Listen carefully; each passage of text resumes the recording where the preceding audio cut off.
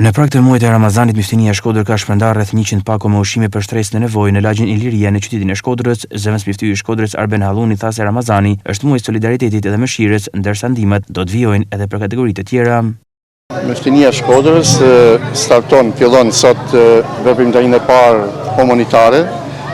në prag të muajit të madhrueshëm të Ramazanit, duke ofruar rreth 100 pako me ushqime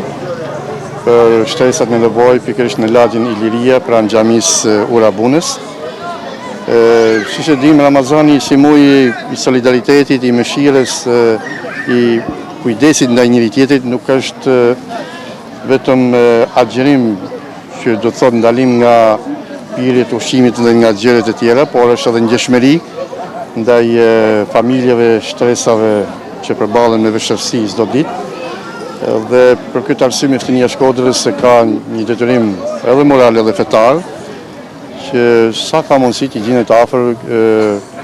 shtresave skamnore, sidomos edhe gjatë muajit të Ramazanit. Sigurisht institucioni i Miftinisë do të vazhdojë karavanin e ndihmave të tjera, nga se plotësohet edhe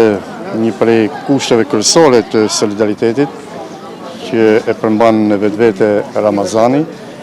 dhe me këtë rast ftoj donacione të ndryshme,